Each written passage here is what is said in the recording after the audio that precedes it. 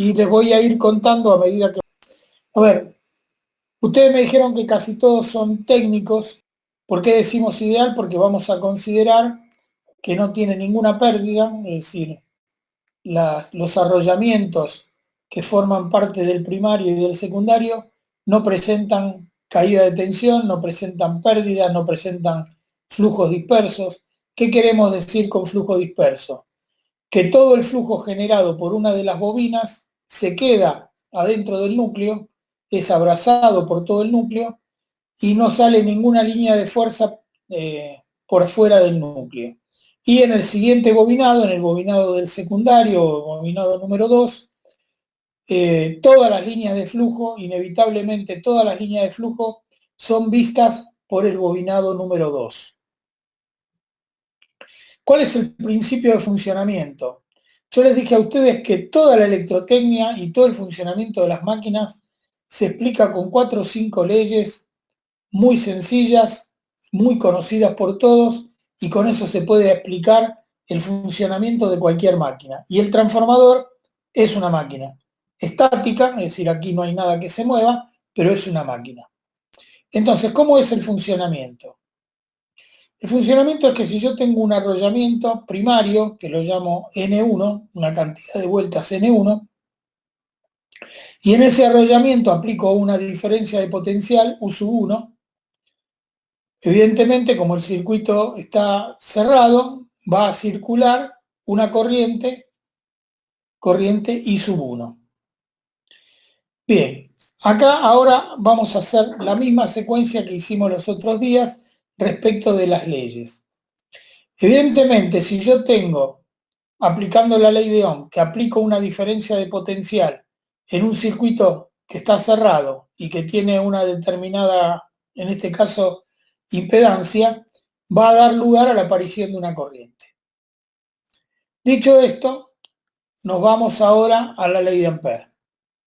Nuestro buen amigo Ampère dijo que siempre que haya una circulación de corriente, va a haber un campo magnético asociado a esa corriente. Por lo tanto, el hecho de que circule corriente por ese bobinado N1 va a dar lugar a la aparición de un campo magnético. Ese campo magnético va a ser proporcional a la corriente. A mayor corriente, mayor campo magnético. Ese campo magnético, debido a que ese paralelepípedo que tienen ahí es hierro, ese campo magnético que genera líneas de fuerza, acuérdense que siempre las líneas de fuerza son cerradas, esas líneas de fuerza quedan circunscriptas, porque es un transformador ideal, al núcleo. El núcleo es esa figura con forma de rectángulo, digamos. Y está representado por esa letra Φ. Quiere decir que entonces el proceso es, aplicamos tensión, la tensión hace circular una corriente, la corriente, por ley de Ampère, da lugar a un campo magnético. Hasta ahí el lado primario. Ahora bien, ese campo magnético se mantiene dentro del circuito magnético. Ahora, ¿qué pasa? Del otro lado, del lado del secundario, vamos a ver que tenemos un arrollamiento con una cantidad de espiras N2 y ese arrollamiento ve al flujo magnético generado por el arrollamiento primario. Y acá vamos a la otra ley, a la ley de Faraday. ¿Qué dice la ley de Faraday? Que si hay una espira o una cantidad de espiras que están en presencia de un campo magnético, en esas espiras se va a inducir una fuerza electromotriz. O sea, aplicamos la ley de Ohm para justificar que aparezca la corriente I1. Aplicamos la ley de Ampère para justificar que aparece el flujo en el núcleo. Y ahora aplicamos la ley de Lenz para justificar que en el extremo del arrollamiento N2 aparece una diferencia de potencial, una fuerza electromotriz inducida. ¿Inducida por quién? Por el flujo creado por el primario. Dicho esto, la condición es que, como son elementos ideales, no hay pérdida de calor, no hay flujo disperso, no hay nada, quiere decir que la potencia del primario, todo lo que gastamos en el primario, no hay pérdida de potencia porque no hay ni efecto Joule ni ninguna cosa por el estilo, toda la potencia del primario se convierte también como potencia en el secundario. Con una salvedad, que si los arrollamientos tienen distintas cantidades de vueltas, entonces la potencia generada como I1 por U sub 1 tiene que ser igual a I2 por U sub 2. Y si nosotros alteramos la relación de vueltas, N1 o N2, entonces vamos a tener que el transformador puede ser elevador o reductor. Vamos a suponer que N1 es el arrollamiento del primario, N2 es el arrollamiento del secundario, y la relación que aparezca, si tenemos baja tensión en el lado 1, la corriente va a ser alta, y si en el lado 2 tenemos alta tensión, la corriente va a ser baja. ¿Qué es lo que estamos diciendo? Que la transferencia de potencia del lado primario al lado secundario es la misma, es decir, la potencia es la misma. Por lo tanto, el valor de U sub 1 por I1 tiene que ser igual al valor de U sub 2 por I2. Pero, como aparece la relación de transformación generada por la diferencia de espiras, la diferencia en la cantidad de número de espiras, ahí aparece que puede haber una relación de transformación que haga que la tensión se eleve o se reduzca. Si se reduce la tensión, crece la corriente, y viceversa. Si la tensión sube, la corriente baja, porque U por I de cada uno de los lados del transformador se tiene que mantener constante. Eso en un transformador ideal. Bien. Vamos a clasificar los transformadores, todos funcionan de la misma manera, pero vamos a hablar en nuestra materia de transformadores de tensión y transformadores de corriente.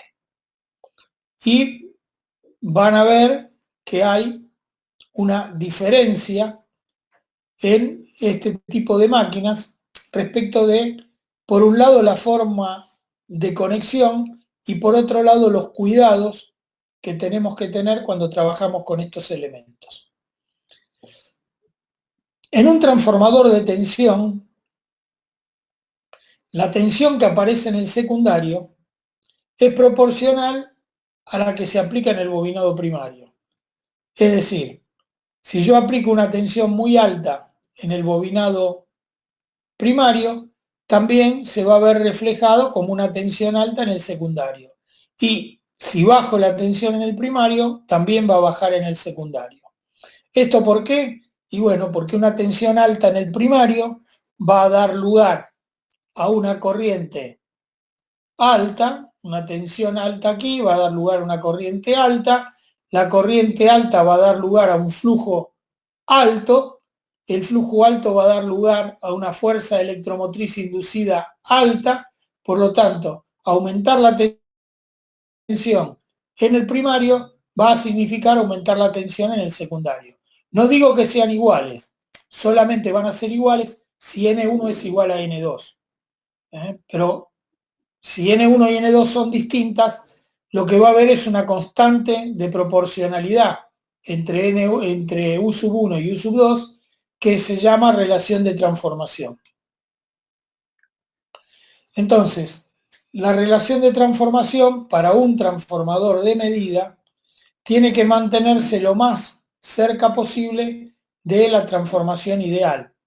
¿Por qué decimos ahora ideal y real? Porque en un transformador ideal, si la relación de transformación es 10, la relación entre las tensiones también va a ser 10.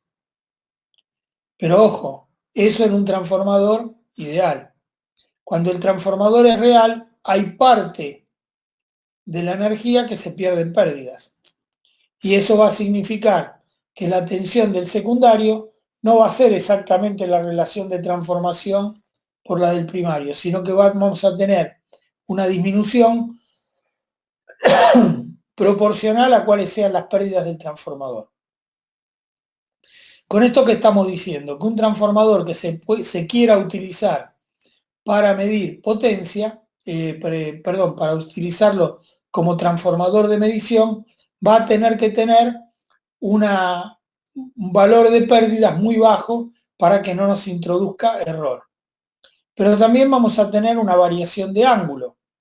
¿Por qué? Porque entre la tensión primaria y la secundaria lo que hay es una transferencia de energía en la que intervienen circuitos magnéticos.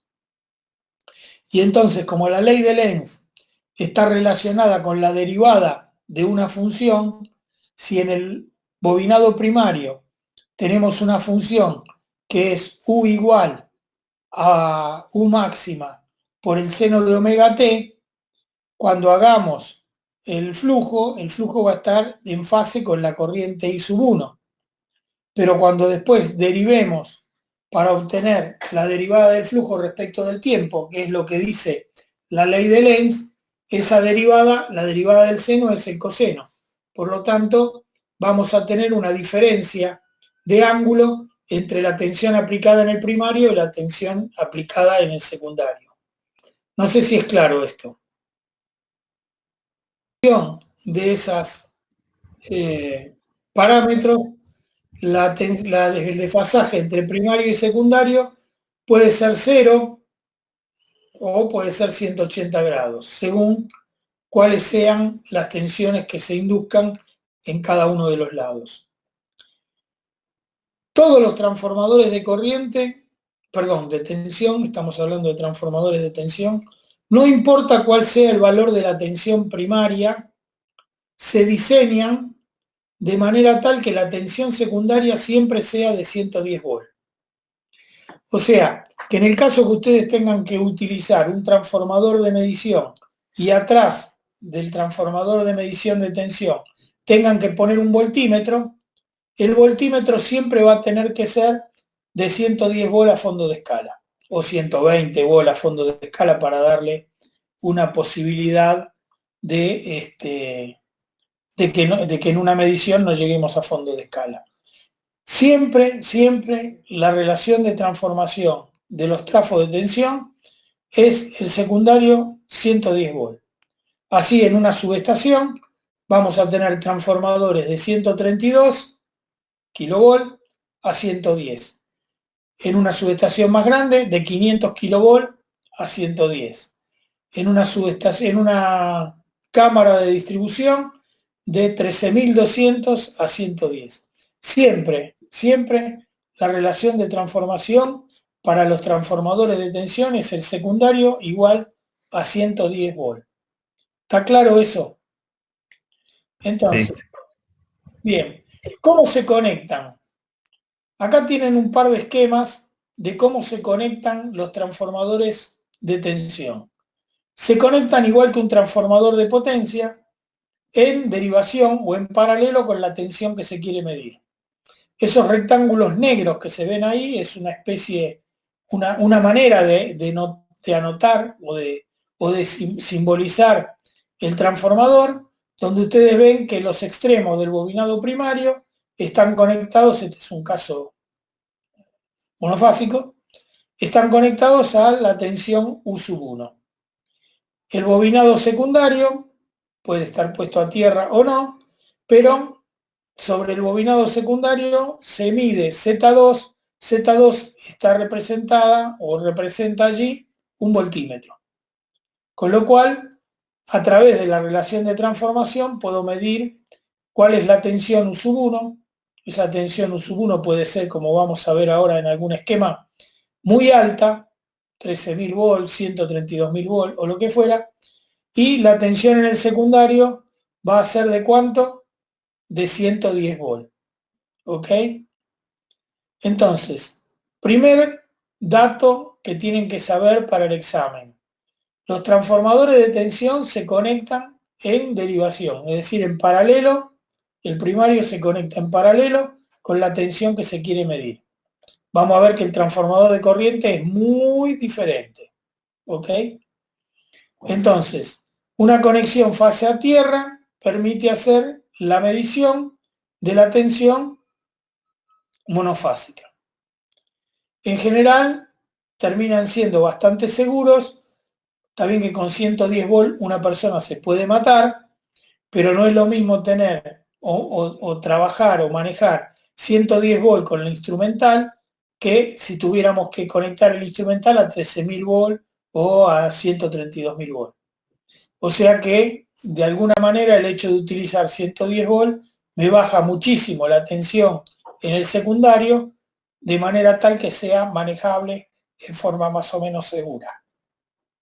Por ejemplo, con 110 volts yo puedo hacer una conexión sin interrumpir el suministro, sin cortar la tensión, porque con unos guantes dieléctricos yo puedo hacer la conexión y no recibir ninguna descarga.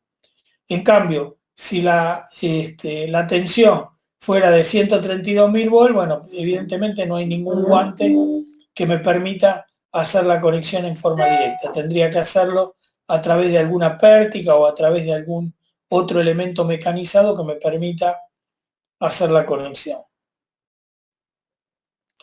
Trabajan con baja inducción, por lo tanto están lejos de la saturación. El núcleo no está saturado prácticamente nunca. Y hay otro concepto que se lo suelo preguntar en el examen. Por ejemplo, puede ser la pregunta: ¿qué es la prestación en el caso de un transformador de medida? Y la prestación tiene que ver con cuál es la carga que ese transformador puede soportar. Algo así como decir cuál es la potencia admisible que tiene ese transformador. Esto era importante cuando los instrumentos eran como los que vimos al principio de año, los instrumentos analógicos, porque tienen un consumo propio esos instrumentos. Hoy por hoy, también los relés de protección se conectan a través de los transformadores. Hoy por hoy, con el instrumental electrónico y sobre todo con las protecciones electrónicas, los consumos son muy bajos. Pero en el orden de hablar de los transformadores de medida, volt-ampere, o sea, son muy bajos los valores de la prestación. Acuérdense, prestación es sinónimo de la potencia que se le puede poner al transformador en el circuito secundario. ¿Está claro hasta ahí? Sí. Acá tienen un transformador ya de alta tensión o de media tensión, en donde se ve que el transformador, propiamente dicho, está en el núcleo, en la base del transformador, y que salen las dos conexiones a través de aisladores para ir a tomar el valor de la tensión U1. Y después lo que tiene es los bornes que son para la tensión U2. Se llama factor de relación a la relación que tengan entre la tensión primaria y la secundaria. ¿Ok? Los transformadores en general, los transformadores de tensión, se diseñan para trabajar en forma permanente. Es decir, el equilibrio térmico de la máquina, en definitiva es una máquina, permite utilizarla en forma constante y permanente. Así que bueno, esa es un poco la idea. Profesor. Si ya tienen unas fotos de transformadores de media tensión. La característica principal de los transformadores, por supuesto, tienen bobinas, así que son altamente inductivos, y las propiedades son la relación de transformación, es decir, relación 1 a 10, 10 a 100 o lo que fuera, la prestación, que como les dije antes, es la potencia que pueden suministrar, qué potencia pueden suministrar en el secundario. A ver, esto no cambia para nada, el transformador de tensión no cambia para nada el criterio general de un transformador. Ustedes saben que un transformador se define por tensión primaria o relación de tensiones, potencia, ¿sí? Y después se establece una serie de ensayos que dicen qué cuestiones o qué otras características puede tener un transformador. Estos transformadores de tensión generalmente son transformadores de relación fija, pero, por ejemplo, un transformador de potencia tiene relación variable y se hace la relación variable a través de un sistema que se llama regulación automática de tensión. Puede ser automático o manual, pero se llama regulador bajo carga. En el caso de los transformadores de tensión o de medición, no hay la manera de conmutar bajo carga. Se conectan de distinta manera, una vez que está conectado mide. Estos que tienen acá son transformadores donde en la parte superior están todos encapsulados en resina, en la parte superior entra la tensión alta y tiene una cajita de bornes o dos bornes que están abajo de esa etiqueta azul en la primera figura o en la cajita que está en la parte inferior izquierda del dibujo que está a la derecha de la presentación, y ahí se conectan. También hay, mal dicho o bien dicho, no sé, transformadores de tipo capacitivo. También lo que hacen es reducir, generalmente son reducir las tensiones, y un transformador de tipo capacitivo, mejor dicho, mejor llamado, es decir, divisor capacitivo, es un término mejor que decir transformador capacitivo, que el tema que tiene menor pérdida, porque al no tener arrollamientos tiene menores pérdidas que uno de tipo inductivo. Pero cuando uno lo tiene que especificar, tiene que decir qué relación de transformación quiere, para qué potencia lo quiere, si lo quiere inductivo o capacitivo. Dentro de la jerga de nosotros los electrotécnicos es transformador inductivo o capacitivo, y también cuál es la sobretensión o la sobretensión que es capaz de soportar. Y esas sobretensiones se tienen que mencionar o dimensionar en dos aspectos principales, por decirle de alguna manera. Existen sobretensiones que son provocadas por la maniobra, que son provocadas por cuestiones del circuito. Por ejemplo, se ligan dos fases o se liga la fase con el neutro, y entonces el transformador recibe una sobretensión que es equivalente a que si estaba conectado entre fase y neutro y ahora se ligó una fase con el neutro, el transformador va a tener, en lugar de tensión entre fase y neutro, va a tener entre fase y fase. ¿Me siguen hasta ahí? Ese es un tipo de sobretensión provocada por el sistema, por el circuito en sí, donde está el transformador. Pero también lo que puede pasar es que, como una tarde como hoy, le caiga un rayo encima. Y entonces esa es una sobretensión de tipo atmosférico, que además tiene una característica.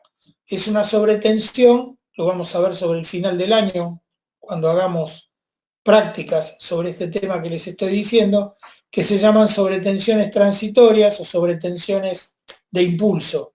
¿Por qué de impulso? Porque por ejemplo, la caída de un rayo le aplica una sobretensión muy importante a la máquina, transformador, línea o lo que ustedes quieran, le aplica una sobretensión muy alta, pero de muy corta duración, dura centésimas o milésimas de segundo.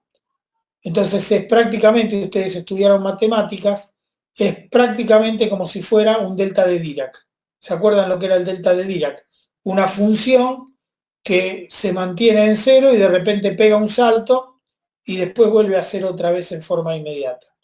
Entonces eso vamos a ver sobre el final del año, que hay que representarlo o hay que reproducirlo, mejor dicho, en un laboratorio para que cuando uno compra una máquina o ensaya una máquina que se supone que tiene que sobrellevar o soportar una tensión de origen atmosférico, hay que ensayarlo. Y para ensayarlo no podemos hacerlo de Benjamin Franklin, de conectar el barrilete al transformador y esperar que le caiga un rayo. Entonces, lo que hacemos, y lo vamos a ver sobre el final del año, es generar un rayo modelo, un rayo modelado matemáticamente con una determinada característica que tiene el acuerdo entre fabricantes, clientes, normativa, es decir, los que realizan las normas, es decir, bueno, un ensayo normalizado. Se hace con una onda de tensión de tal cantidad de amplitud, con tanto tiempo de frente, tanto tiempo de cola, en fin, es un tema que lo vamos a ver más hacia fin de año, pero lo vamos a tocar.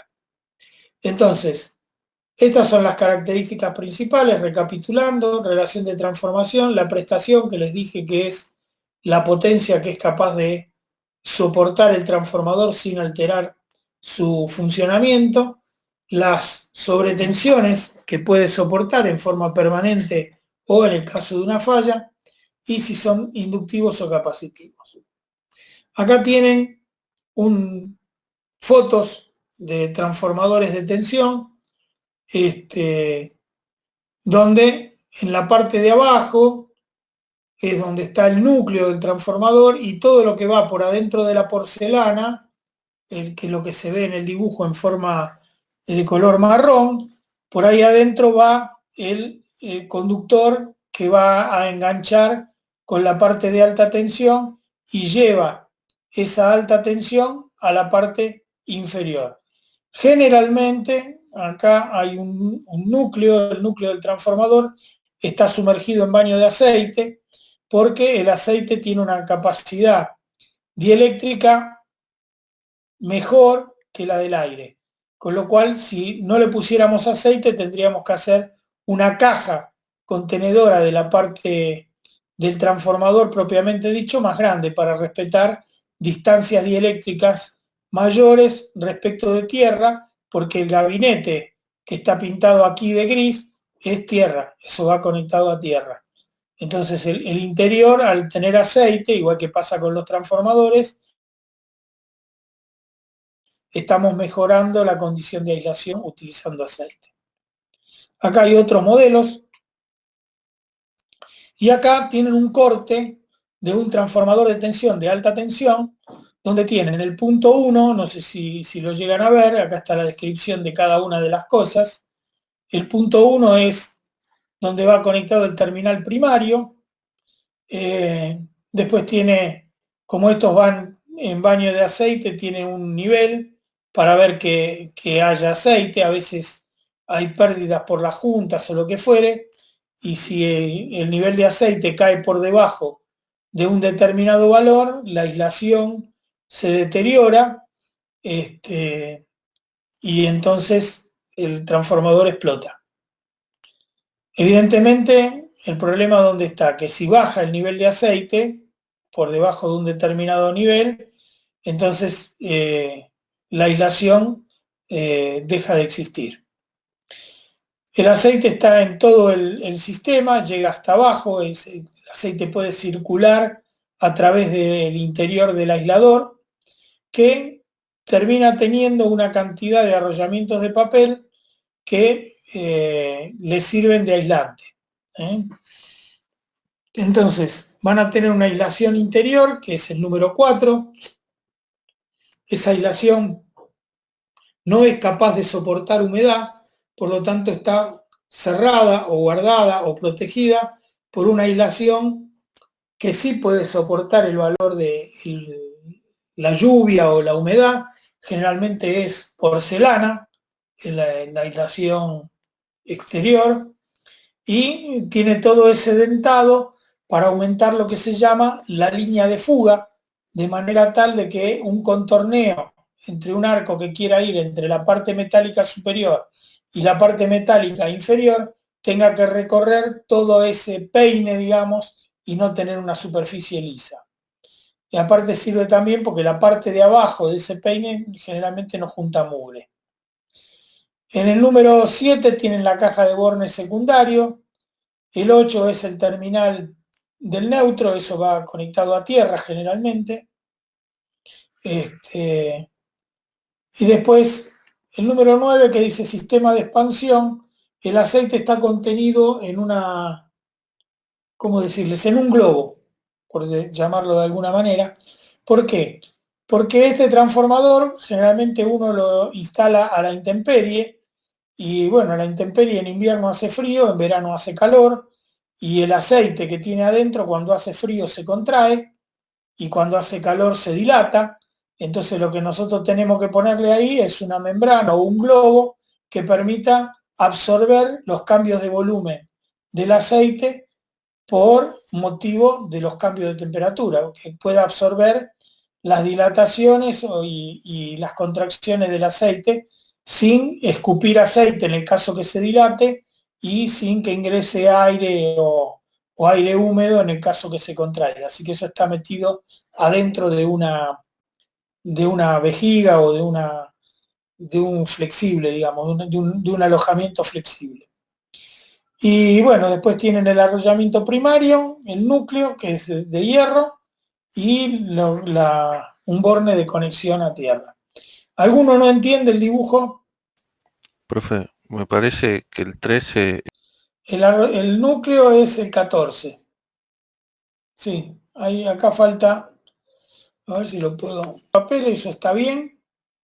El 11 es la carcasa exterior o el tanque de expansión. El 12 es el arrollamiento, estamos correctos. El 13, el 14 es el núcleo. El 13 es un blindaje. El 14 es el núcleo y el 15 la conexión a tierra. Gracias por la observación. Sos el primero en muchos años que se da cuenta de este error. Muchas gracias. el 13 es un blindaje, pensé que era el secundario, el arrollamiento secundario. Puede ser. Pues Ah, ahí no se distingue demasiado bien. Ahora vamos a ver otra foto a ver qué marca. Si mido 100 volt en el último y tengo 10 que son todos iguales, en el primero tengo 1000 volt. Bien, vamos a ver el diagrama vectorial del transformador en vacío. ¿Esto lo vieron ustedes con Sheinbaum ya? Complicado si no lo vieron nunca. A ver, vamos a tratar de interpretar el diagrama vectorial del transformador en vacío. Yo por un lado voy a tener, me voy a basar en los vectores rojos, que significa el flujo que está allí en verde, está creado por la corriente de magnetización, I sub mu. Pero en realidad esa corriente es la que magnetiza. Después hay una corriente de pérdidas, que ahí está magnificada, es mucho más chiquitita. La composición de la corriente de pérdidas y la corriente magnetizante es realmente la corriente I0, la corriente que aparece en el transformador cuando el transformador está en vacío. En vacío significa que no hay corriente secundaria, pero sí hay corriente primaria, que es la que crea el flujo magnético. Entonces, en función de ese flujo magnético, aparece la fuerza electromotriz menos E sub 1. ¿Ok? El campo magnético genera la fuerza electromotriz, que ahí está representada como menos E sub 1. A esa fuerza electromotriz, si yo le sumo la caída resistiva y la caída inductiva, que está a 90 grados, me da el valor de la tensión U sub 1. Es más fácil verlo al revés. Yo aplico la tensión U sub 1 en los terminales y lo que llega al interior del transformador, la fuerza electromotriz que está en el interior del transformador, es esa tensión menos las caídas. Es la tensión U sub 1 menos la caída resistiva, que es I1 por R1, y menos la caída reactiva, que es I0 por X1. ¿Ok? Ahora, esa fuerza electromotriz se ve reflejada, por lo que hablábamos de la ley de Lenz, en el secundario. Ahora, en el secundario no hay corriente, por lo tanto, la tensión y la fuerza electromotriz son iguales. ¿Por qué? Porque si hubiera corriente, también aparecería una caída de tensión resistiva y una caída de tensión inductiva en el secundario. ¿Estamos de acuerdo? Al no haber corriente secundaria, en el secundario no tenemos caídas. Sí pasa esa situación cuando yo tengo el transformador en carga. El transformador en carga, vamos a ver que la primera parte, sí. ¿Por qué menos E1 y tenemos... Bueno, justamente porque siendo una tensión senoidal en el primario, como la otra se obtiene como derivada del seno, la derivada del seno es el coseno o uno puede cambiarle el signo a la función. Acordate que cuando haces la ley de Lenz, vos ponés que la fuerza electromotriz inducida es menos la derivada del flujo respecto del tiempo. Y ese menos, bueno, por supuesto por la cantidad de espiras, ¿no? Pero menos derivada del flujo respecto del tiempo, ¿por qué le ponemos el signo menos? Porque la variación se opone al cambio. Sí, el signo estaría bien, solo el fasor E1 que está dibujado para el lado del tercer cuadrante, no entendía eso, porque con esa dirección, digamos. Claro, está porque lo está refiriendo al secundario. Por eso les pregunté si lo habían visto con Sheinbaum. No, pasa que yo máquinas no cursé aún. Bueno, discúlpame, pero preguntame. No, igualmente tengo el electrotecnia, no recuerdo. Bueno, lo vi el tema, así una idea, lo entiendo el diagrama. Preguntá todo lo que quieras. Claro, esos fasores nomás. Está bien, preguntá todo lo que quieras preguntar porque para eso estamos. Bien. De hecho, la ecuación se tiene que cerrar. Entonces, el valor de U sub 1... Sí, lo entiendo. Esos fasores, esa posición está clara. Solamente no entendía por qué aparecía dos veces C1, bueno, con signo... No, al cambiarlo, ¿qué es lo que pasa si el transformador ahora está en carga? Repetimos la parte del primario tal como estaba. Nosotros tenemos la corriente I0, que se divide en la corriente de magnetización I sub mu y la corriente de pérdida I sub P. Eso es el valor de I0, que es la corriente que nosotros le aplicamos al transformador, al primario del transformador. Y esa corriente, al igual que mostrábamos en el diagrama vectorial anterior, da lugar a la aparición de menos C1, en realidad lo que aplicamos es U sub 1. ¿Okay? U sub 1, si le descontamos las caídas, da el valor de menos C1. Cuando vamos al lado del secundario, ahora el valor de menos C1 se mantiene igual que antes, que en la condición de vacío. Pero ¿qué pasa? Ahora va a haber una corriente secundaria, porque cerramos el circuito del secundario, no está abierto, no está en vacío. Al cerrar la corriente del secundario o al cerrar el circuito secundario, aparece una corriente I sub 2. Esa corriente I2 que aparece genera una caída resistiva I2 por R2 y genera también una caída JI2 por X2 a 90 grados de la anterior. En definitiva, ¿qué va a pasar? Ahora es al revés. La tensión U2 es más chica que la fuerza electromotriz. ¿Por qué? Porque las caídas se producen en el interior del transformador y la tensión útil que nos queda, la que medimos en los bornes, es la tensión U2.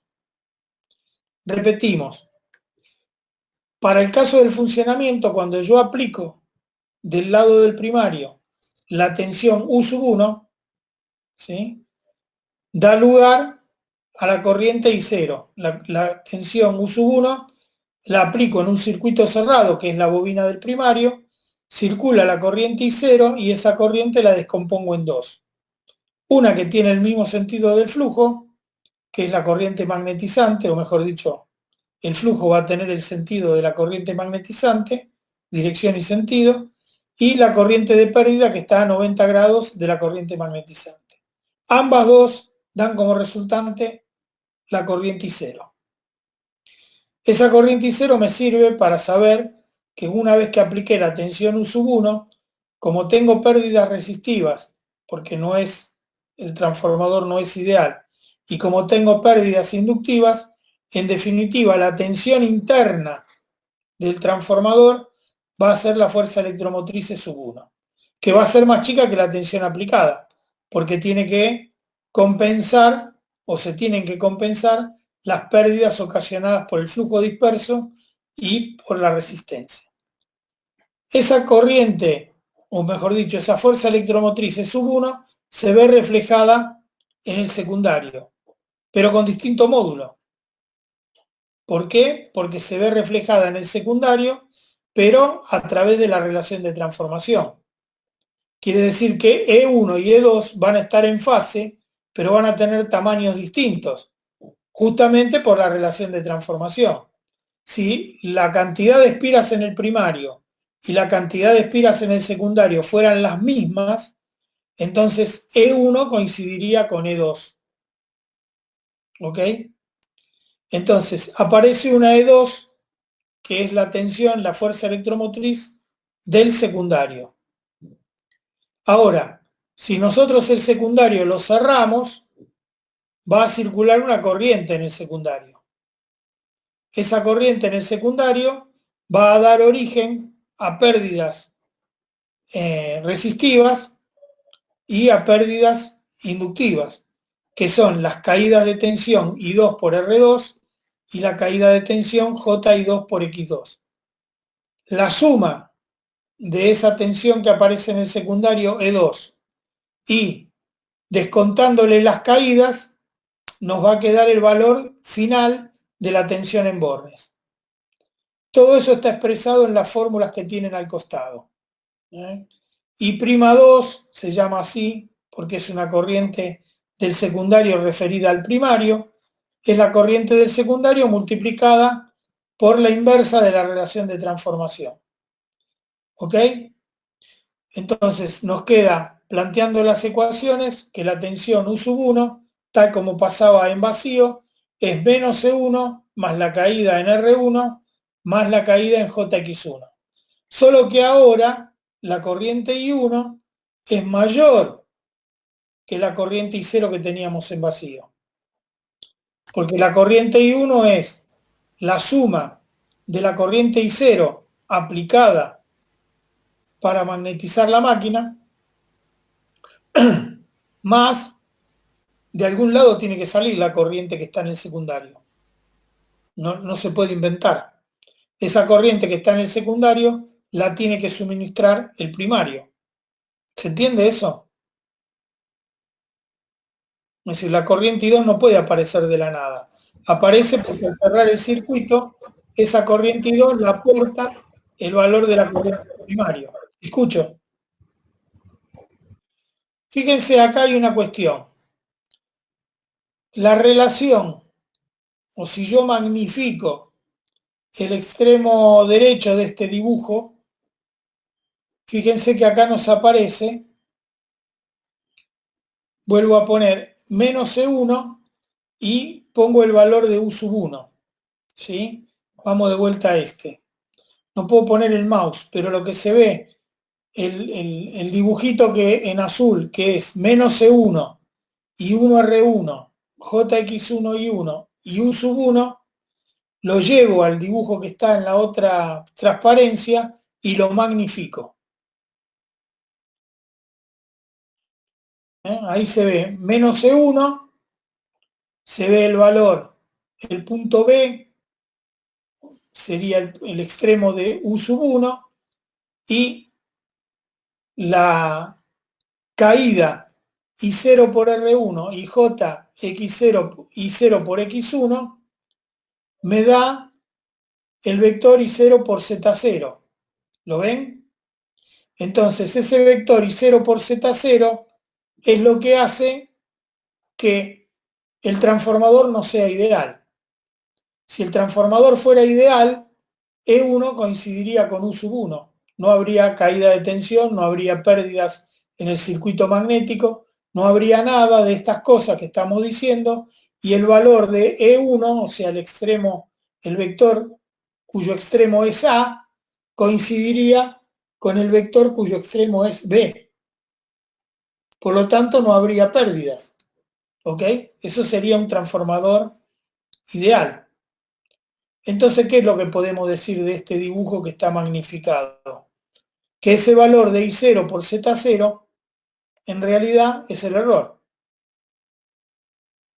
el error que introduce el hecho de que el transformador no sea ideal. ¿Ok? Ese error tiene un módulo y un ángulo. ¿Sí? Entonces, el error de ángulo, ¿cuál va a ser? Ese ángulo que se llama φ0 menos φc. Ese es el error de ángulo. ¿Sí? Si no hubiera error de ángulo, entonces las rectas de acción de E1 o de menos E1 coincidiría con la recta de acción de B, de DB. O sea que esa diferencia que hay entre E1 y U1, ese ángulo que hay entre E1 y U1, es un error de ángulo que comete el transformador de medida. Y también hay un error de módulo. ¿Cuánto va a barrer el error de módulo? El error de módulo va a ser el vector AB, el módulo AB. ¿Ok? Con lo cual, lo que vamos a tener, o la proyección de AB sobre la recta de acción de E1, que sería el vector AC. En realidad, el módulo es I0 por Z0, pero proyectado sobre la recta de acción de E1. De manera tal que ahí tenemos dos errores. Un error de ángulo, que es el valor de epsilon, el ángulo epsilon, y un error de módulo, que es el vector AC. ¿Se entiende esta, la construcción geométrica? Creo que está bastante claro. ¿Alguno no lo ve? Ya sabemos que el transformador de tensión tiene un error de módulo y un error de ángulo. ¿Para qué sirve esto? Y bueno, porque si yo estoy haciendo una medición, así como sumaba o tenía en cuenta el error del observador, tenía en cuenta el error del instrumento, tenía en cuenta el error de paralaje, tenía en cuenta el error del método de medida. Bueno, ahora el método de medida, acá tenemos un error. ¿De qué tipo? Sistemático. Porque cuando yo agregue el transformador, yo voy a saber que en el secundario del transformador voy a tener una tensión menor a la que debería tener si no hubiera pérdidas. Con lo cual es un error sistemático. ¿Ok? Generalmente los errores de los transformadores de medida son muy pequeños. Y así como pasa con los instrumentos, también tienen un error que se expresa en porcentaje. Entonces, tienen transformadores de medida clase 1, es decir, cometen un error de un 1% en la medición, tienen transformadores clase 0,5, tienen transformadores clase 0,2 y hay transformadores clase 0,1. ¿Dónde se utilizan estos transformadores de clase 0,1? Tanto de corriente como de tensión. Ahora estamos hablando de los de tensión, pero en ambos casos. Ustedes imagínense que son los señores de Edesur. ¿Ok? Entonces, ustedes le compran la energía a Costanera. Entonces Costanera pone una medición a la salida de la usina, en la playa de la usina, que son 132 kilovolts, y esa medición, por supuesto, tiene que hacerse a través de transformadores de medida. Entonces, como después Edesur también pone un transformador de medida en la punta, en la otra punta de la línea o en una subestación, Costanera le va a decir, yo te entregué tantos megavatios. Y el otro en la otra punta le va a decir, no, me diste un 3% menos de esos megavatios, no te los voy a pagar. Entonces acá aparece un problema donde cada una de las compañías va a querer tener una exactitud lo mejor que puedan en en las mediciones. Les hago un poco de historia, porque esto lo viví personalmente. Cuando se privatizó la compañía Segua, que tenía generación, transmisión y distribución en el área de Buenos Aires, Segua quería decir Servicios Eléctricos del Gran Buenos Aires, no importaba realmente si Costanera sacaba 155 megavatios y la parte de distribución también de Segua recibía 140 megavatios, por un problema de que los medidores no fueran buenos o lo que fuera. Porque en definitiva era como sacar la plata de un bolsillo y ponerla en el otro. La plata siempre era mía, la plata siempre era de Segua. Cuando se privatiza el servicio eléctrico, entonces Costanera pasó a ser una empresa y Edesur o Edenor pasó a ser otra empresa diferente. Con lo cual ya no era lo mismo sacar la plata de un bolsillo y ponerla en el otro, y los dos bolsillos eran míos. Un bolsillo era de Costanera y el otro bolsillo era, por ejemplo, de Edesur. Entonces, para tratar de hacer las mediciones lo más exacto posible y tratar de tener razón, entonces Costanera y todos, al poquito tiempo de la privatización, compraron sistemas de medición muy exactos, con muy bajo límite de error. Con lo cual Costanera te decía, mirá, yo medí con mis instrumentos, son todos clase 0,1. Medí 155,4. Y yo de sur no me podía quedar atrás, pues si tenía transformadores y medidores chotos, y le decía, no, mediste 145. ¿Y vos con qué estás midiendo? Con estos transformadores. No, esto es una porquería. La medición que vale es la mía, que tengo transformadores de medida de buena calidad y medidores de buena calidad. Lo que pasó el 1 de septiembre a las 0 horas, que fue cuando las empresas dejaron de ser Segua y se convirtieron en empresas privadas, a nosotros los técnicos nos mandaron a cada uno a una subestación donde estaban los medidores y teníamos que anotar a las 0 hora, es decir, en el momento que se disparaba la formación de las empresas privadas, cuánto marcaban los medidores, porque a partir de ahí los medidores, lo que marcaran los medidores se iba a facturar. Tan así como pasa en la casa de ustedes. Ustedes tienen un medidor que registra la energía consumida. Esa energía consumida es la que después la compañía la multiplica por un valor monetario y paga. Bueno, en gran escala eso mismo pasa en el sistema eléctrico. Costanera genera una determinada cantidad, después quiere la plata correspondiente a eso que entregó, a ese producto que entregó. Y el que paga, en este caso Edesur, quiere pagar exactamente la cantidad de producto que consumió. Ahora, acá lo que aparece son las pérdidas en la transmisión.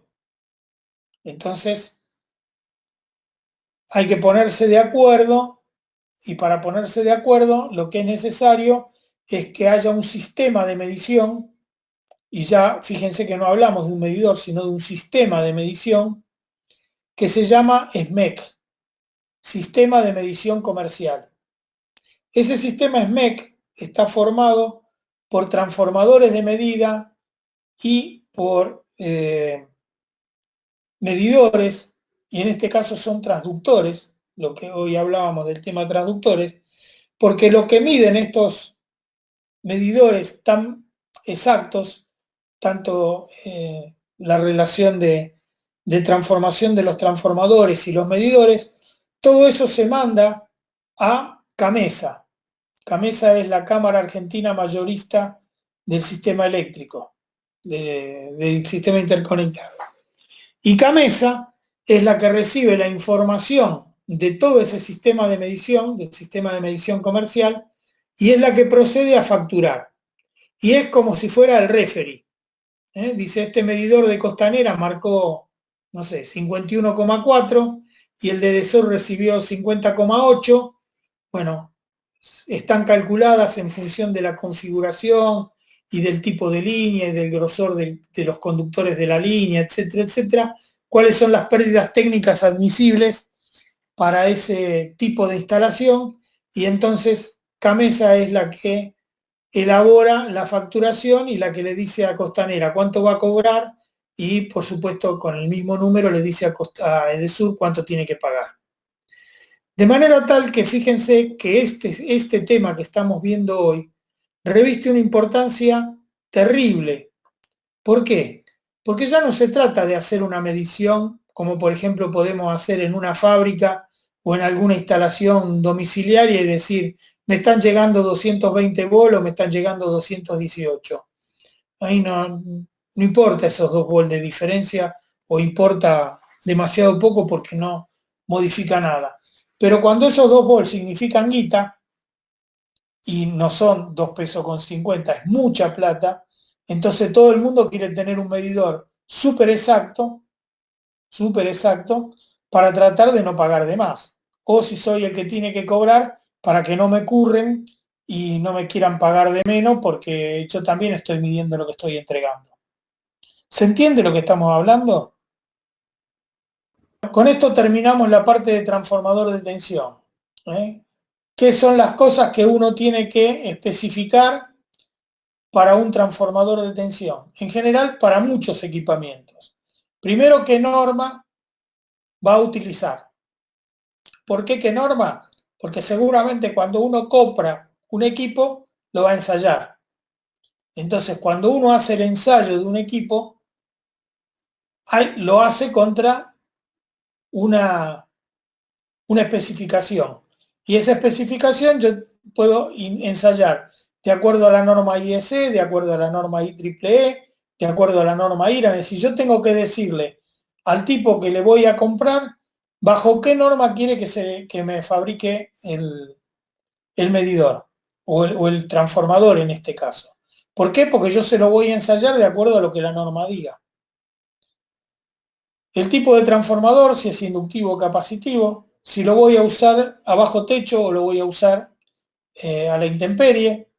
Ahí va a intervenir muchísimo el tema de lo que es el sellado, el tema de lo que son todas las partes metálicas, qué protección van a tener para que no se oxiden, para que no se ponga mal. Le voy a tener que decir para qué tensión lo voy a utilizar, en función de si va a ser de media tensión, de alta tensión, y le voy a tener que decir también a qué altitud sobre el nivel del mar lo voy a utilizar. Básicamente por el tema de la presión atmosférica y el tema de la dilatación del aceite dentro del transformador. ¿Cuál va a ser el nivel de tensión primaria? El de tensión secundaria es siempre 110 volts, pero igual se indica. Si va a ser de una única relación o va a tener, por ejemplo, una conmutación para poderlo usar con 2 relaciones diferentes. ¿Cuál es el factor de sobretensión? Es decir, ¿cuál es la sobretensión máxima que va a utilizarse? Las prestaciones, acuérdense que prestaciones era la potencia que le voy a sacar yo o que le voy a pedir al transformador en el secundario. La exactitud de cada núcleo, ¿por qué? Porque hay, y en el caso de transformadores de tensión más todavía, hay transformadores que pueden tener varios núcleos. Después lo vamos a ver en el caso de los transformadores de corriente, es un dato muy, muy importante, lo que se llama el índice de sobreintensidad o el hecho de utilizar varios núcleos para distintas funciones. Y el nivel de contaminación. El nivel de contaminación es si yo voy a usar un transformador de estos en un lugar de clima seco y donde no hay polvo, no es lo mismo que un transformador que tenga que tener el mismo relación de tensión, que tenga que tener todo igual, pero que yo lo use, por ejemplo, en Mar del Plata, donde yo voy a tener una cantidad de aire salino que es más conductor que un aire seco, que un aire que no tiene humedad. Por lo tanto, le tengo que decir cuál va a ser el nivel de contaminación ambiental que voy a tener. O, por ejemplo, lo voy a utilizar ahí en la zona de Dock Sud, que tenemos un montón de industrias químicas que largan cualquier porquería al ambiente y después la lluvia lo pega en los aisladores. Por lo tanto, es importante fijar el nivel de contaminación para conocer cuál va a ser la distancia de fuga, cuál va a ser la cantidad de aisladores que tiene que tener. ¿Alguna pregunta de transformador de tensión? Vamos a ver transformador de corriente y vamos a ver cuál es la diferencia fundamental que aparece cuando uno conecta el transformador de corriente. Fíjense, y es muy importante que lo tengan en cuenta. En el transformador de corriente, por el primario, circula la corriente del circuito. Voy a ir para atrás. Transformador de tensión, la corriente que va a circular por el primario va a depender de la tensión que tenga la red y de la impedancia del circuito primario del transformador. ¿Ok? Está conectado en paralelo, por lo tanto, tensión aplicada dividido la impedancia del primario. La corriente que circule por el circuito primario de este transformador va a depender del nivel de la tensión y de la impedancia del transformador. En cambio, en el transformador no va a depender para nada de la impedancia del circuito primario. Circula la corriente que va a tener el circuito. Se ve bien la diferencia, ¿no? Esto es pregunta de examen. ¿Cuál es la diferencia en la conexión entre un transformador de tensión y un transformador de corriente? ¿Y qué significa? Significa que en el caso del transformador de tensión, la corriente que vaya a circular va a depender de la tensión aplicada y va a depender de la impedancia del transformador. En cambio, la corriente que circula por el transformador de corriente, por el primario del transformador de corriente, no le importa para nada cuál es el transformador o cómo es el transformador.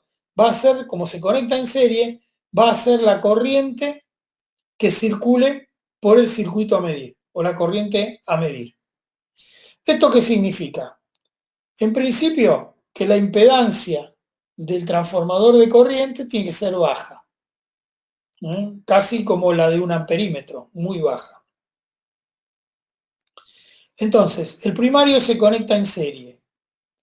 El secundario es donde se conecta el elemento a medir, lo que se llama la prestación, que puede ser un amperímetro, puede ser el circuito batimétrico, el circuito amperométrico de un batímetro, puede ser, por ejemplo, una protección por sobrecorriente, puede ser un relé diferencial, lo que se coloca en el secundario.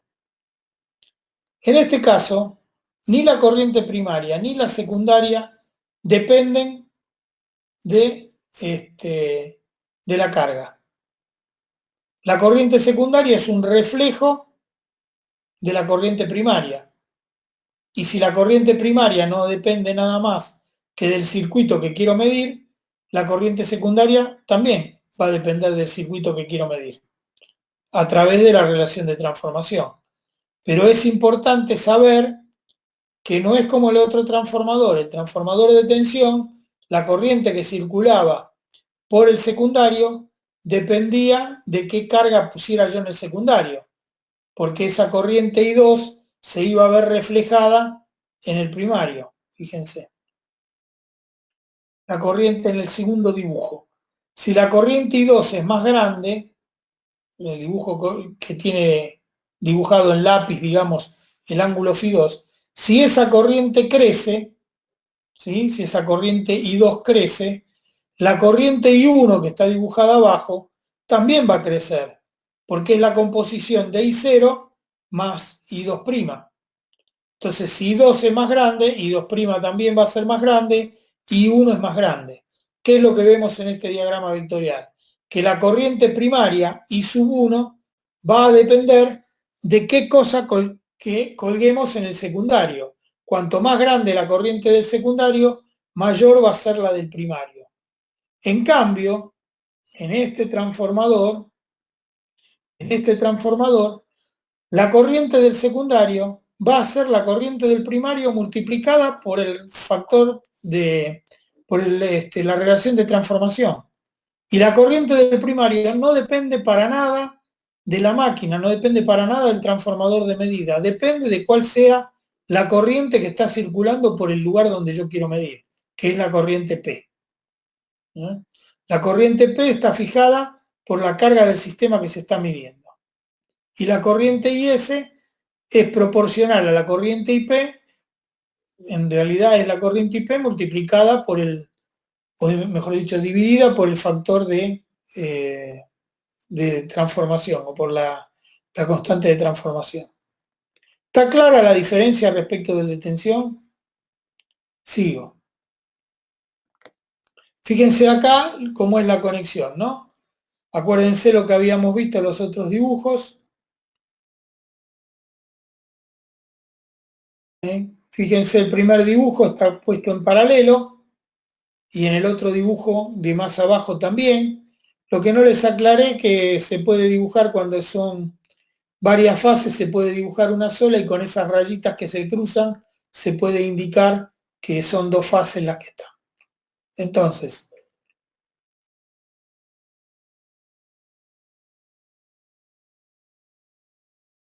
acá tienen la forma de representación, donde Z2 representa el amperímetro, y fíjense que una de los conductores de conducción está puesto, sigue de largo, y el otro pasa a través del arrollamiento. ¿Ok?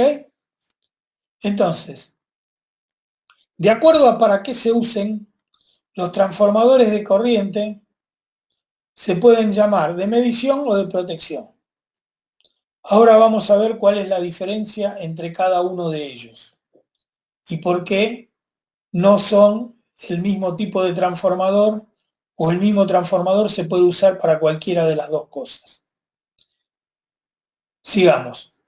Se conectan en serie con el circuito, otra propiedad. El primario se conecta en serie. Como la corriente que circule va a depender del circuito externo, se puede comer unos lindos viandazos de sobrecorriente. Sobre todo porque si aparece un cortocircuito, aparece una falla, en un transformador de tensión, ¿qué pasa si hay un cortocircuito? La tensión se cae a cero. En un cortocircuito ideal, la tensión se cae a cero.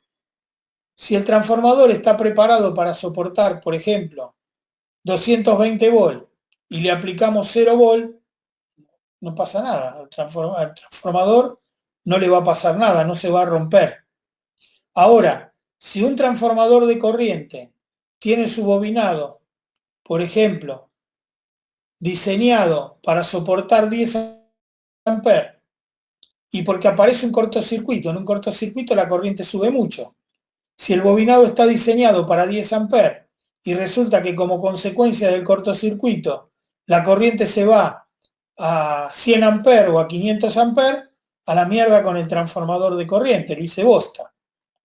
Por lo tanto, hay que definir, para el que lo vaya a usar, cuál es el valor de sobrecorriente que es capaz de soportar. Entonces ahí ya tenemos que decirle, bueno, mire, yo le vendo este transformador, es de buena calidad, todo lo que usted quiera, pero es de 100 amperes. Si usted le mete hasta 120 amperes, se lo va a bancar. Pero si le mete más de 120 amperes, bueno, venga y cómpreme otro, porque yo no me puedo hacer responsable. Póngale una protección a su circuito, de manera tal que si se superan los 120 amperes, el circuito se interrumpa y el transformador no se queme, por ejemplo.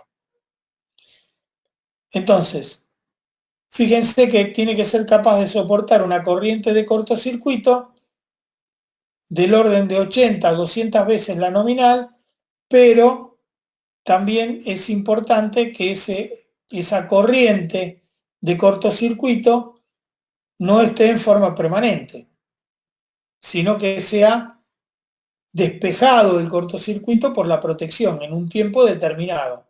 Entonces me va a aguantar a lo mejor 200 veces la corriente nominal, siempre y cuando esa corriente de 200 veces la nominal se despeje o se pueda interrumpir, no sé, por ejemplo, en un tiempo de 0,2 milisegundos o 200 milisegundos, o lo que ustedes especifiquen.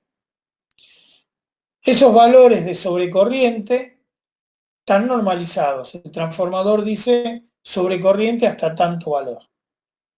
Y lo mismo, la otra característica es la llamada carga o prestación del transformador, que es nuevamente cuál es la potencia que puede soportar en el secundario. Cuánto consumo puede tener el secundario. ¿Ok?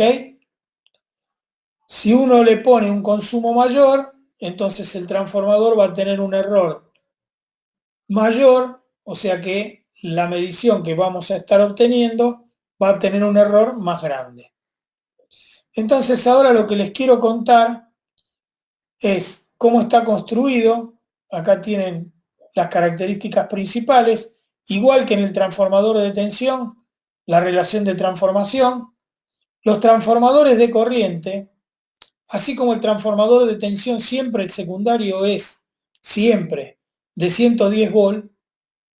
En el caso de los transformadores de corriente hay dos alcances, 1 ampere y 5 amperes. El transformador se especifica X amper, 1000 a 5, 500 a 5, 250 a 5, o también puede ser 100 a 1, 10 a 1. Siempre la relación del secundario es o 5 amperes o 1 ampere. ¿Ok? La tensión nominal, es decir, si lo voy a usar para 132 kV, para 13 kV, para 220 kV, para qué nivel de tensión lo voy a utilizar. La prestación, nuevamente, ¿qué voy a poner en el secundario? Ahora lo vamos a ver eso. Y la impedancia es de bajo valor, porque todo lo que se ponga en el secundario va a ser un amperímetro o el circuito amperimétrico de un batímetro o una protección de corriente. Siempre van a ser cosas de bajo consumo. Importante lo que les voy a decir ahora. Si alguno está dormido, por favor, despiértese. Fíjense que en uno de los dibujos, o en los dos dibujos inferiores, tenemos un único circuito primario, pero tenemos dos secundarios diferentes. Un secundario para medir, que es el secundario que tiene anotado o dibujado el amperímetro, y un secundario distinto que es para el relevador o para el relé, lo que se llama habitualmente el relé. Veamos cuáles tienen que ser las diferencias. ¿Por qué existe esa diferencia? En realidad, lo que el transformador tiene son distintos núcleos, pero analicémoslo desde este punto de vista. Dijimos que se puede producir una sobrecorriente en el secundario debido a que aparece una corriente muy alta en el primario. El primario se pone en cortocircuito, el circuito adicional, se genera una corriente altísima en el primario y esa corriente altísima en el primario se refleja en el secundario. Entonces, si esa corriente altísima se refleja en el secundario, al amperímetro lo hice mierda. Porque al haber subido tanto la corriente, el amperímetro no lo soporta y se quema. Entonces, algunos de ustedes que son ingenieros electricistas me podría decir, profe, hay una solución. Si usted le pone un circuito con poco hierro, ¿sí? ¿Me sigue? Un circuito con poco hierro, cuando aparezca una corriente muy grande, el circuito se va a saturar y esa corriente muy grande en el primario no se va a ver reflejada totalmente en el secundario. Se va a ver limitada por la saturación del núcleo. ¿Hasta ahí me lo entienden? Sí. Bien. Pero entonces vengo yo y digo, bueno, pero yo ahora en este secundario quiero poner un relé de protección. ¿Y qué va a pasar? Si la corriente, esa corriente tan alta que aparece en el primario, no se ve reflejada en el secundario, el relé no va a ver la falla. El circuito se va a hacer bosta y nadie despejó la falla. Por lo tanto, ninguna de las dos soluciones me sirve. No me sirve que se me queme el amperímetro y por el hecho de poner un circuito magnético saturable, un circuito magnético que se sature, no me funciona la protección. Por lo tanto, lo que tengo que hacer es poner dos circuitos magnéticos separados, uno que se sature para que no me haga bosta el amperímetro y el otro que no se sature para que el relevador pueda ver la falla y pueda operar. Por eso, si bien está mal representado en el dibujito de la izquierda, figuran dos arrollamientos, ¿ok? Pero en el de la derecha, que está un poco mejor, figura como que son dos núcleos. Uno que alimenta el amperímetro y otro que alimenta el relé de protección. Profe, ¿Alguno no entendió esto? yo tengo una pregunta. El núcleo que satura sería el núcleo de medición y el núcleo que no satura es el de protección. Exactamente. Perfecto. El núcleo de protección satura a un valor mucho más alto de corriente, Sí. siempre satura. Cualquier circuito magnético Sí. va a tener un determinado valor de corriente que lo sature. Pero en definitiva, un circuito de medición va a saturar, por ejemplo, al doble de la corriente para la que está bien. diseñado. En cambio, un circuito de protección satura a 20 veces la corriente nominal. Está bien. Con lo cual, y esto es pregunta de examen, ¿a qué se llama índice de sobreintensidad de un transformador de corriente? ¿A qué se llama índice de sobreintensidad de un transformador de corriente? Y ahora después, sobre el final de la clase, vamos a ver un dibujito donde ustedes se van a poder lucir, sacar un 10 y qué sé yo, haciendo ese dibujito que representa el índice de sobreintensidad. Bien, vamos a ver los circuitos vectoriales, que son diferentes. Bueno, acá tienen, generalmente como las corrientes son muy grandes en los transformadores de corriente, el primario es el mismo conductor. O sea, en el paso barra que figura arriba, el primario es una barra que pase por el medio del agujero. Lo mismo para los dos transformadores de corriente de abajo. En cambio, el que dice la palabra soporte tiene entrada y salida en la parte superior del transformador, que son esos bornes más amarillitos que se ven. Y el secundario está en la parte inferior izquierda. Los transformadores que están en la figura de la derecha tienen esos pernos cilíndricos arriba, que es la barra pasante por donde pasa la corriente del primario. Y después el secundario está abajo. Ahora lo vamos a ver en un corte, como hicimos con el transformador de tensión. Bueno, acá se ve en la primera figura cómo sería, ¿no? La corriente que entra va hasta abajo y vuelve a salir. Bueno, fíjense, acá lo tienen dibujado los dos, donde tienen la entrada, el terminal primario. Por supuesto tienen ese disco que figura arriba en azul, que dice compensador de volumen de aceite, ¿sí? Que es lo mismo que tenían en el transformador de tensión. Como tienen aceite adentro y con el calor el aceite se dilata, con el frío se contrae, hay que darle la posibilidad de que el aceite se mueva, que no rompa nada y que no se pierda el aceite del transformador. El primario es una barra pasante, generalmente una barra pasante. Entra, va hasta abajo donde está el núcleo y vuelve a salir. ¿Ok? Por supuesto también tiene un visor de nivel de aceite, porque no tenemos que perder de vista que el aceite tiene que estar dentro de un nivel que es el que le recomienda el fabricante. Y después los núcleos pueden estar arriba o abajo. En el primer caso, en el del dibujo de la izquierda, el núcleo está arriba y baja nada más que los conductores del secundario, y en el otro transformador, en el que está de la derecha, baja y sube el conductor de conexión y el núcleo está abajo. ¿Ok? Ok. Después tienen, bueno, el lugar donde va contenido el aceite, tienen la aislación de porcelana, igual que en el otro caso, que es donde aparece la protección contra humedad. Profesor, Sí. yo vi algo.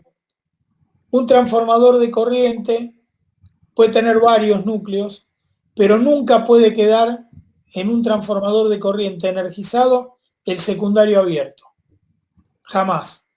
Porque eso es peligro mortal. Ahora vamos a ver por qué, cuál es la explicación técnica de que eso suceda.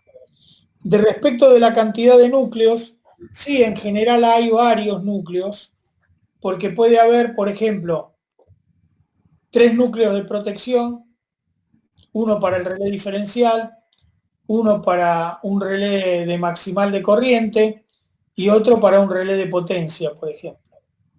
Y en la parte de medición puede haber 2 núcleos, uno para medir corriente directamente conectado a un amperímetro y el otro conectado al circuito amperométrico de un batímetro.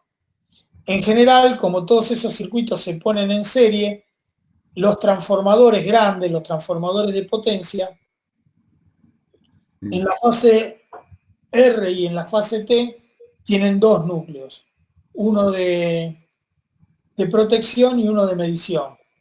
Pero en la fase central tienen 3 núcleos, uno para protección, uno para medición, igual que las fases extremas, pero tienen otro núcleo que se llama, y esto ya entro en lo que es protección de máquinas, para lo que se llama la imagen térmica. Que no lo voy a explicar ahora, pero es un tercer núcleo que se pone siempre en la fase central, que se utiliza para medir temperatura. Los otros son para medir corriente, para medir, en ambos casos corriente, en un caso corriente de falla y en otro caso corriente normal, digamos, en condición normal, y el otro, el de imagen térmica, para medir temperatura. Bien, acá tienen otro transformador que es combinado, puede tener la medición tanto de tensión como de corriente, se llaman transformadores combinados. Dentro de lo que es la toma de muestra de la señal, tienen dos arrollamientos, uno de tensión y uno de corriente. Bien, vamos al circuito vectorial, que es lo importante. Bueno, todo es importante, pero el circuito vectorial me va a explicar qué es lo que pasa en un transformador de corriente.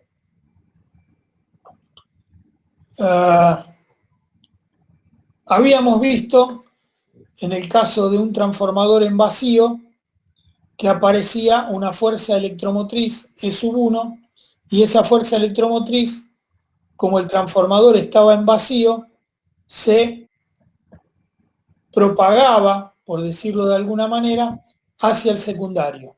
¿Ok? Quiere decir que el secundario no tiene nada que se oponga a esa fuerza electromotriz que se induce. Y en el caso del transformador de tensión, eso mucho no nos jodía. ¿Por qué? Porque la corriente I0 era una corriente pequeña, era la corriente que solamente daba lugar a la magnetización del núcleo. Yo aplicaba la tensión U1 y esa corriente I0 era una corriente pequeñita. De hecho, les digo, la corriente de vacío en un transformador, cuando está el transformador en vacío, está en el orden del 5% de la corriente nominal. Entonces es un valor muy pequeño. Pero ¿qué pasa con el transformador de corriente? La corriente, de la manera que está conectado, la corriente del primario, ¿me siguen? Es grandísima. Es la corriente que tiene el circuito. Por lo tanto, en el secundario, si está en vacío, no hay nada que se oponga a esa fuerza electromotriz inducida. Y si la corriente del primario es muy alta, la fuerza electromotriz que se induce en el secundario es altísima también. Con lo cual se producen sobretensiones terriblemente elevadas, muy peligrosas para el operador y muy peligrosas para la aislación. Se terminan quemando, ¿por qué? Porque tienen un valor de tensión muy superior al valor de tensión que tendrían si algo se opusiera a la circulación, o mejor dicho, a esa tensión tan alta. Por lo tanto, si yo en el secundario lo pongo en cortocircuito, ¿qué va a suceder? Voy a tener una corriente I2 muy alta, y esa corriente I2 muy alta va a redundar en caídas I2 por R2 muy altas y J I2 por X2 muy altas, y si esas caídas son muy altas, entonces la tensión va a ser menor. Acuérdense que la tensión del secundario es la diferencia entre la fuerza electromotriz inducida y las caídas. ¿Bien? Entonces, esto era cuando teníamos el transformador de tensión, y fíjense cómo cambia el circuito cuando tengo el transformador de corriente. Profe, Sí. eso es secundario. Vuelta con el que teníamos recién, cómo cambia el diagrama vectorial cuando la corriente I2 es tan grande que lo que tenemos es 0 U2. En el secundario va a ser todo caída. La fuerza electromotriz E2 se va a equilibrar con las caídas I2, R2 y J I2, X2, porque si lo tenemos en cortocircuito, ¿cuánto es la tensión secundaria? 0. Exacto. Entonces, miremos cómo cambia el diagrama vectorial. Fíjense que ahora no existe U2, no hay U2. En el secundario tenemos la corriente I2 que está dibujada, estoy hablando del dibujo de arriba, ¿no? Tenemos la corriente I2 de cortocircuito, por eso dice I2CC. Esa corriente I2CC genera la caída I2CC por R2 y J I2CC por X2. Y eso equilibra la fuerza electromotriz del secundario. Al estar en cortocircuito no existe U2, que es lo que dice ahí en la ecuación. En el secundario, siendo U2 igual a 0, las caídas I2CC por R2 más J I2CC por X2 son iguales a la fuerza electromotriz E2. ¿Está claro entonces? Fíjense que en el lado del primario todo sigue igual, como si fuera un transformador de tensión. Lo que cambia es que en el circuito secundario no hay tensión secundaria. ¿Ok? Por supuesto, la corriente I1, como es la composición de la corriente I0 más la corriente del secundario, cuanto más alta la corriente del secundario, mayor va a ser la del primario. O al revés, cuanto más alta la corriente del primario, que está fijada por el circuito, acuérdense que la corriente del primario es la corriente que circula por el circuito que quiero medir, independientemente de cuál sea la condición del transformador. Por eso tienen ese circuito, ese diagrama vectorial que tienen en la parte superior.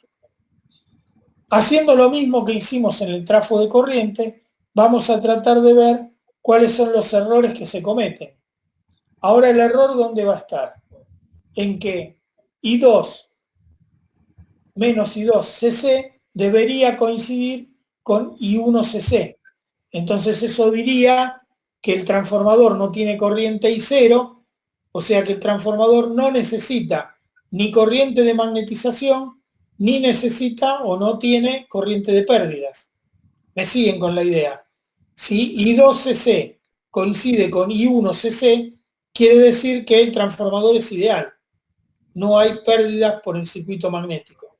Pero eso en realidad no pasa. Entonces, ese vector que en el dibujo de abajo figura como OA es el error. Porque lo que deberíamos tener es que el punto O coincida con el punto A, en cuyo caso no tendríamos error, porque es lo que estábamos diciendo, que las corrientes menos I2CC coincida con I1. Si los extremos de esos dos vectores coinciden, entonces no hay error. Pero como no coinciden, aparece un error de ángulo, que ahí está representado por épsilon, ¿sí? Y aparece un error de módulo, que está representado por OA. ¿Ok? La proyección de el punto DA sobre el punto DB es la proyección de la corriente del primario sobre el secundario. Pero el error estaría justamente por el vector OA, con un ángulo, un error de ángulo épsilon.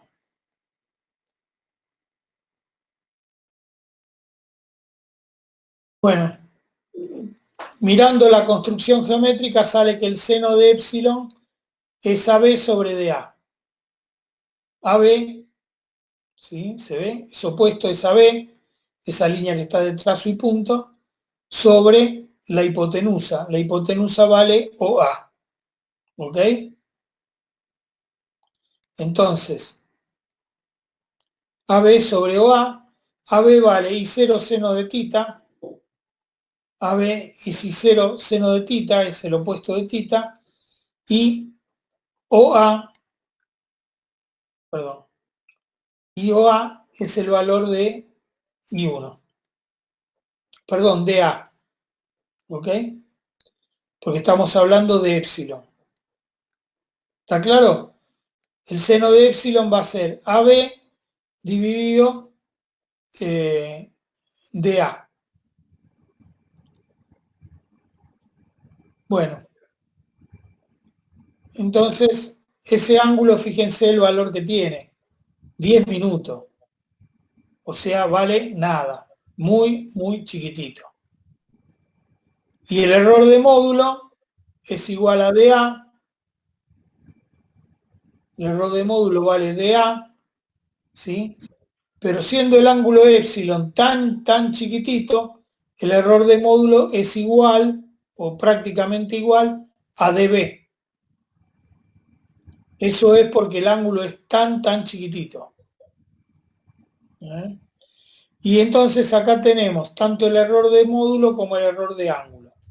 Cuando uno ensaya un transformador de corriente, supónganse que ustedes van a comprar un transformador, para lo que hablábamos, para ponerlo en un sistema, para poder hacer las mediciones, para lo que ustedes quieran.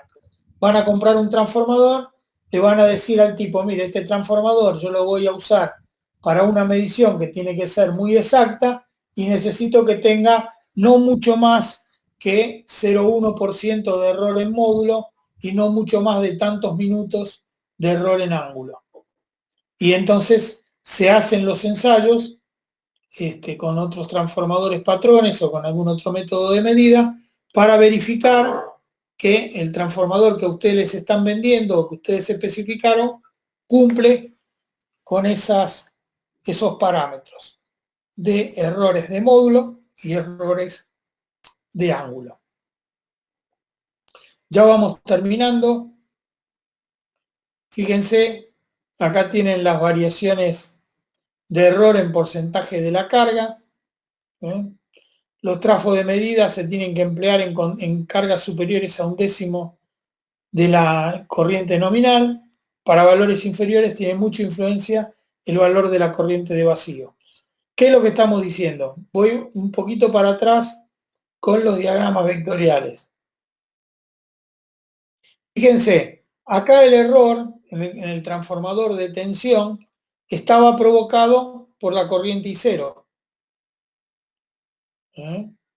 El valor de la corriente I0 era el que significaba el error. Tengo que irme hasta acá. El valor de I0 por Z0 era el error. Entonces, si ustedes lo están usando con baja carga, el valor de I0 se hace importante frente a la corriente total.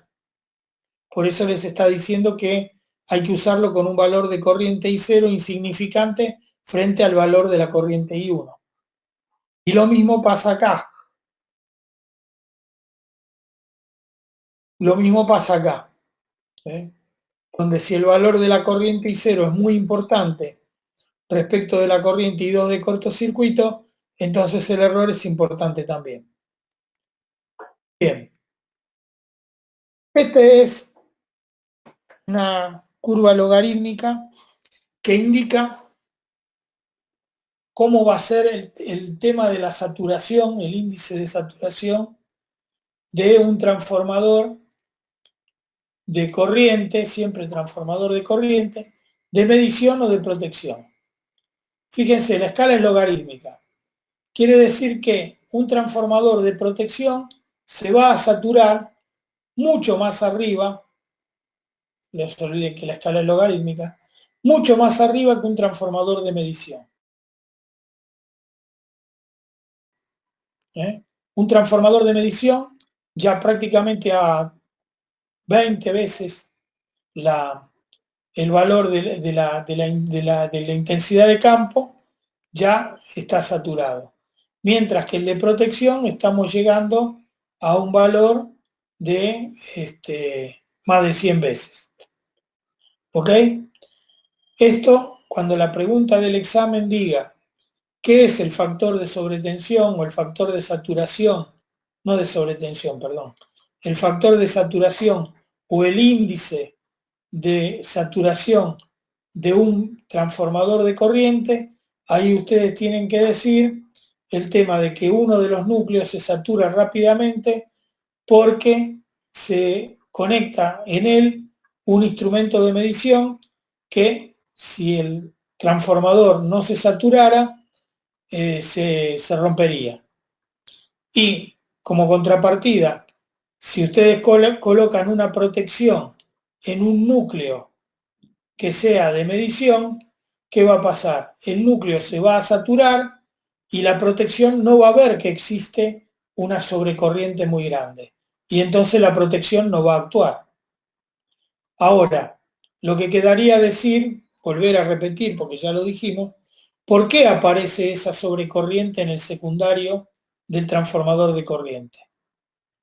Aparece porque crece muchísimo la corriente del primario. ¿Por qué crece muchísimo? Y porque si estamos diciendo que hay un cortocircuito, en un cortocircuito la tensión disminuye y la corriente aumenta.